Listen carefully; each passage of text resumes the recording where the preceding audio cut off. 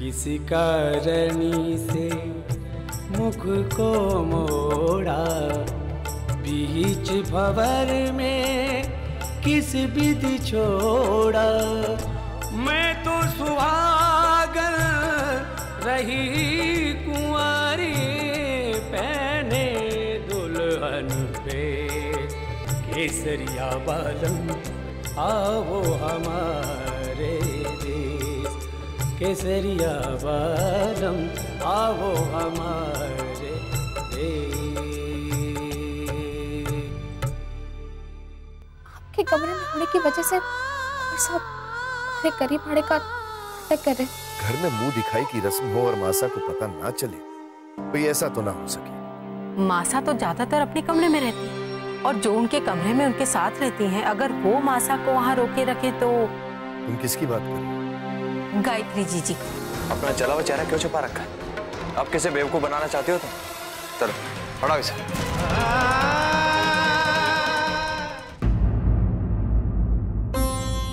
सामान रखकर रणबीर की बिंदी को भेज देना।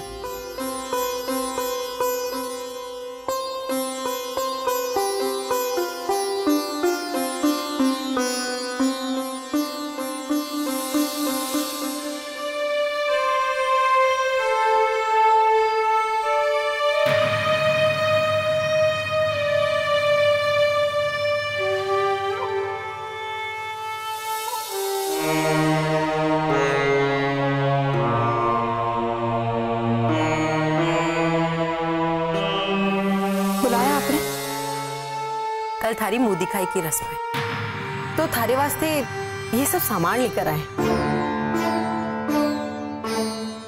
मैं थारे से बात कर रही हूँ और तू उसे देखे जा रही है। सब कुछ इसी की वजह से तो हो रहे हुए। एक बार इसकी मुंह दिखाई की रस्म भी रखी गई थी, वो तो किसी बहाने से टालना पड़ा, वरना पूरा गांव हमारी हंसी उड़ाता। वो सारी बातें तो हो चुकी, फिर क्यों दोहरा रहे हैं आप लोग? दोहरा इसलिए रहे हैं ताकि थारे को समझ में आ जाए कि कल थारी मुंह दिखाई है, और कल ये अपने हाथों से थारा श्रृंगार करेगी, और उसके बाद नौकरों के कमरे में छिप कर बैठेगी। पर क्यों? क्या जरूरत है उन्हें छुपाने की? ए छोरी, हमसे ज्यादा बहस करने की कोशिश मत कर। तू अच्छी तरह से जाने कि थारे को इस हवेली में कौन से काम के लिए लाया गया है। और वैसे भी धोखा देने वालों को तो उनकी कीमत चुकानी ही पड़ती है। आपने ठीक कहा छोटी ठकुराइन, धोखा करने वालों को कीमत तो चुकानी ही पड़े। ताना किसे मार रही है? कौन सा धोखा दिया है हमने थारे को? तो आप लोग रसाल चीची, अब चुप रहने से कोई फर्क ना पड़ेगा। बार बार हमें धोखेबाज कहा जा रहा है, उसका जवाब तो देना ही पड़ेगा। रुक्मी, बिंदड़ी कटे है तू? जी आई दादी सा। जी मैं जाऊं?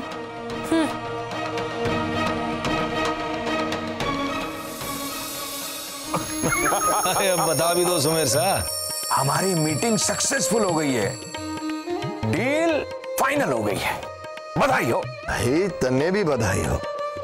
देख, मैं कहता था ना कि एक बार रणवीर की शादी रसाल से हो जाए तो सब ठीक हो जाएगा और वो फिर से अपनी जिम्मेदारियां संभालने लगेगा। जी भाई साहब। एक मिनट जीजो साहब, इस कामयाबी का सेहरा रणवीर के माथे पे नहीं है, इस कामयाबी का सेहरा दीप के माथे पर है। दीप के? हाँ जीजो साहब, दीप के कारण ही ये मीटिंग सक्सेसफुल हुई है। पर ये मीटिंग तो रणवीर अटेंड करने वाला था। माफ कर दो जीजो साहब, रणवीर तो वहां पहुंचा ही नहीं। पर रणवीर कटे है? पता नहीं, फोन रीचेबल ही कौन है। भाई कितनी खुशी की बात है कि दीप अपने बिजनेस में सीरियस हो गया है। पर ये रणवीर को क्या हो गया? भाई साहब, जिन हालात में उसका ब्याह हुआ है, लगता है अभी भी वो पुरानी बातों से बाहर नहीं निकल पाया है। मैं बात करता हूँ रणवीर से। हाँ, तुम जरूर बात करना उससे।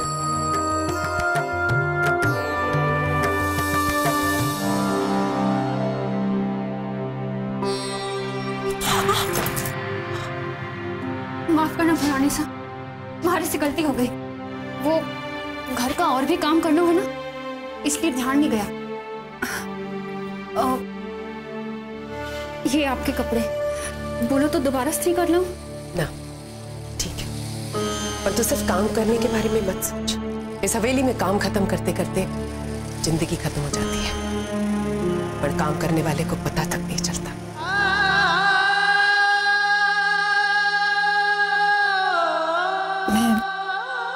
मैं जाऊं?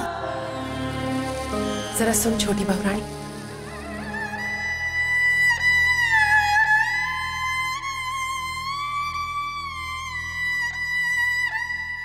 क्या बात है? जेठानी की बात न मानेगी देवरानी? माफ करना बहुरानी, पर मैं तो दासी। तो ठीक, आओ और अब मारी भी सेवा करो। चल, मारे ये कपड़े सलीके से लगा। चल।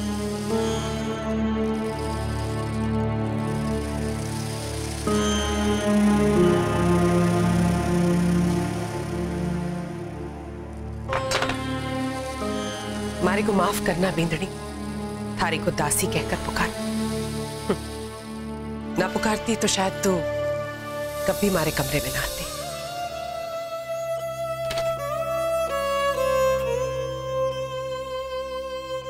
अब मैं जाऊं महारानी? क्या बात है बिंदड़ी, मारे को जीजी बुलाने में तकलीफ हो गई?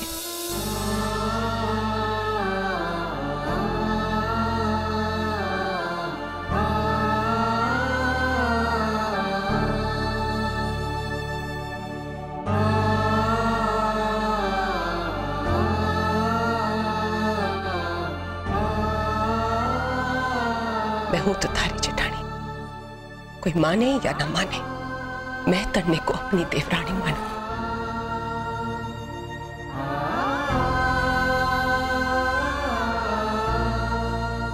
माफ करना जीजी, पर आपको क्या तकलीफ है?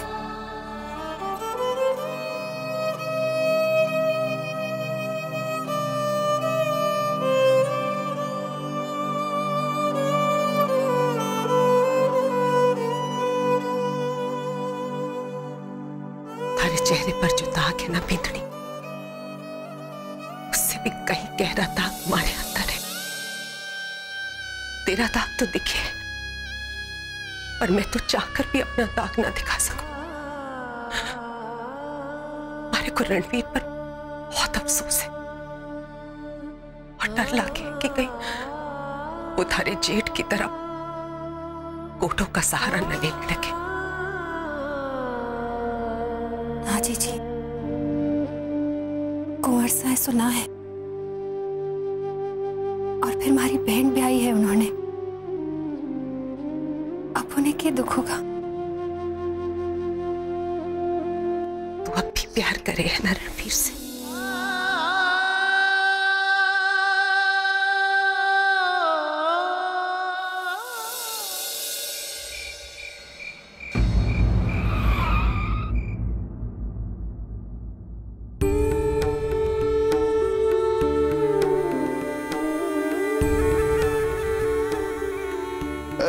वेल डन बेटा, वेल डन। मारे को थारे पे गर्व है। पापा, ऐसा कौन सा बड़ा तीर मारा? मामूली सा काम था। देखा आपने हमारे छोरे को, इतना बड़ा काम करने के बाद भी ऐसे कह रहा है जैसे कुछ ना किया हो। अरे इसकी जगह कोई और होता तो अब तक अपनी तारीफों के पुल बांध रहा होता।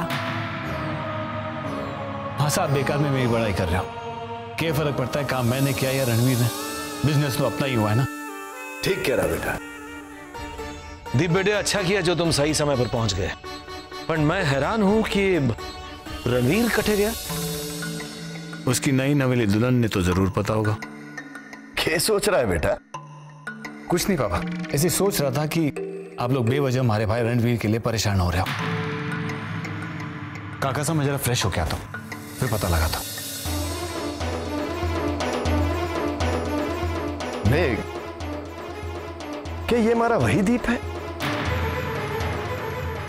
भाई साहब दीप बड़ा है रणवीर से, तभी तो इतना ही बड़प्पन की बातें करता है।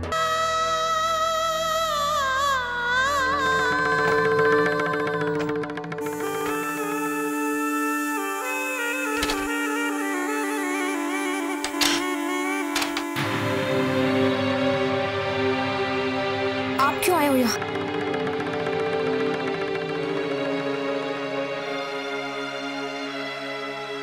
भावरा फूल के पास नहीं आएगा तो कट्ठे जाएगा। आप हाथ से आगे ना बढ़ना, वरना ठीक ना होगा। हद तो उसी दिन छूट गयो जिस दिन तूने हमारी बेइज्जती की थी। वो आग आज तक हमारे दिल में चल रही है। वाह, मरने ऐसे शिकार का शिकार करना पसंद आवे है, आसानी से हाथ कोनिया में। आपकी इज्जत का ख्याल रखकर आखिरी बार बोल रही, आप आगे ना बढ़ना। चुपचाप अपने आप को हमारे हवाले कर दे, कर ले चौका, नहीं तो हमारे अंदर का शिकारी बढ़ जाएगा।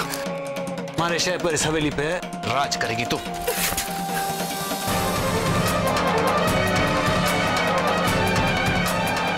अगर आप अपने आप को शिकारी समझते हैं तो हमारे को भी जानवर से निपटना आवे। क्या करेगी तू? मारे को मारेगी? चल मार। अपनी जान तो ले ही सकती हूँ। पागल मत बन, बदे कटार थारे नाजुक बदन पर लग जाएगी। चल रख। सच कह रही हूँ मैं आपको। रुक जा छोरी, रुक जा। तू तो बड़ी निडर निकली। मैं तो थारे पास इसीलिए आया था कि मैं थारे से पूछूं कि थारे को पता है कि रणवीर कट्ठे क्यों है। आप यहाँ से जाते हो या नहीं? अरे रुक, जाता हूं। वैसे भी बिना कुछ किए कराए मैं थारे मौत का जिम्मेदार नहीं बनना चाहता हूं।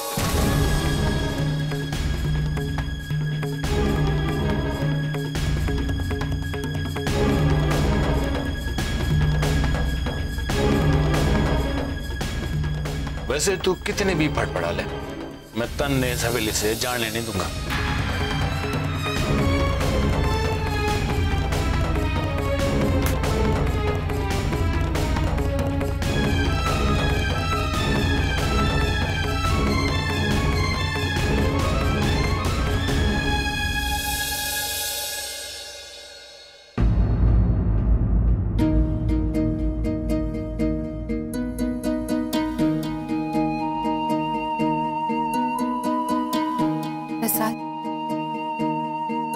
हवेली का हुक्म हुआ है कि मैं थारे को मुंह दिखाई की रस्म वास्ते तैयार कर। आग लगे इस हवेली को। क्यों हमें इनकी परवाह है, जबकि इन्हें तो किसी की कोई फिक्र ही ना है। मैं थारे कपड़े निकालती हूँ। जी आपने अपने कान बंद रखे हैं क्या जानबूझकर हमारी बात को अड़सोड़ी कर रही हो? रसाल थारी और हमारी बात चलती तो हम दोनों बहनें आज एक दूसरे के सामने ना खड़े होते।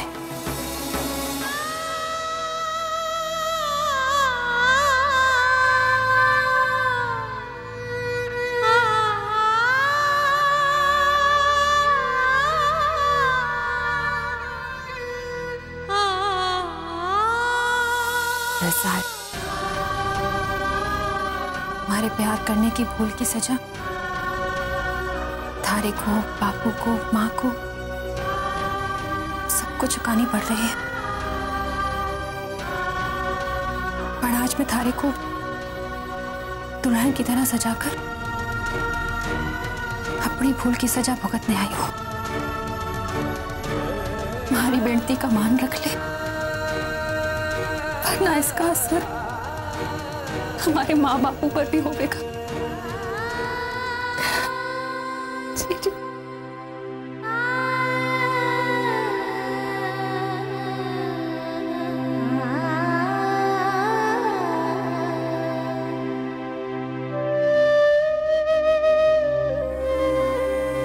छोटे, कल रात को कितनी कटक ली? पता नहीं भाई साहब, 6 तक तो याद है, उसके बाद गिनती नहीं। देखा मामू साहब, इसने तो एक ही रात में हमारा रिकॉर्ड तोड़ दिया। वाह भांजे, एक छोटा सा पैग बना लूं? नहीं मामा साहब, मैं कुछ देर सोना चाहता हूँ, प्लीज। तू अगर सोना भी चाहेगा तो तुझे सोने नहीं दिया जाएगा। सुमेर सा, इसे तैयार करके ले आ। थोड़ी देर में मुंह दिखाई की रस्म होने वाली है और ये थारी जिम्मेदारी है कि ये सोने ना पाए। और रणवीर, मुंह दिखाई की रस्म के बाद मैं थारे से बात करना चाहता हूं। जी ताई साहब। भांजे रणवीर, चढ़ाई तूने तारा तायो सब मारे पे चढ़ाई करके चले गया। यार भांजे, तारे वास्ते ये भी सह लूंगा। आज मैं अपने हाथ से तारे को तैयार करूंगा। चल, लेट्स गो। आजा आजा, संभल के भांजे।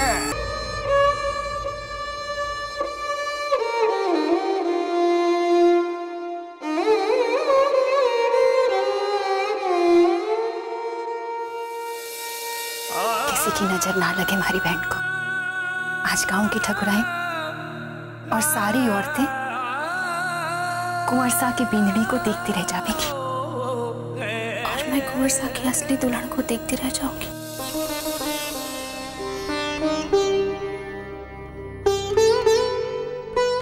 आखिर आज इस हवेली की खुशियां लौट ही आवेंगी और तू आंसू बहा रही है बिंदनी। एक बात अच्छी तरह से याद रख, इस हवेली के नौकर चाकरों से ज्यादा घुलना मिलना थारे लिए ठीक ना।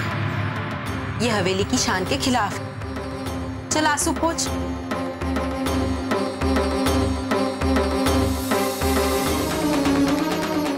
अब चल हमारे साथ।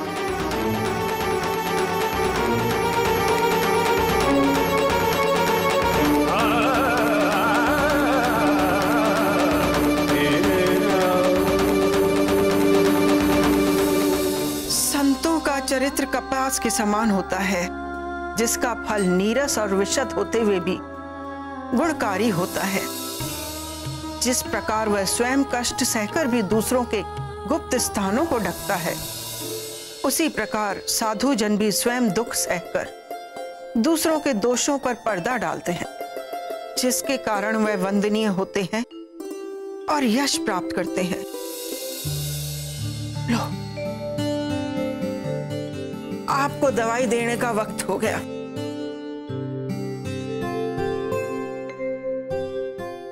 मैं तो भूल ही गई। नहीं खानी दवाई मने। ये तो जब डॉक्टर कहेगा तभी बंद होगी। अरे, पानी तो खत्म हो गया। मैं रसोई घर से लेकर आती हूँ।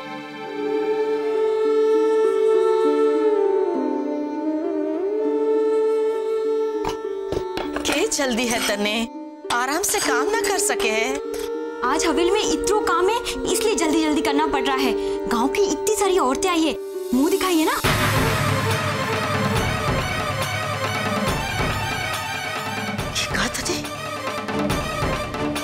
मुंह दिखाए। दादी साहब आराम करो। मुंह दिखाए। दादी साहब आराम करो। हमारे को किसी ने बताया भी नहीं। अब यही रुको दादी साहब। दादी साहब आराम करो। मेरे को। दादी साहब रुको। दादी साहब। दादी साहब।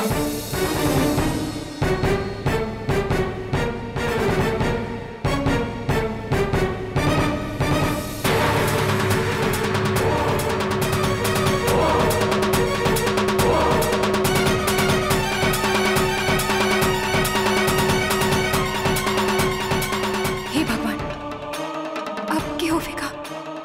कटे दादी सा ने देख लिया कि मुंह दिखाई में मैं नहीं, रसाल बैठी है।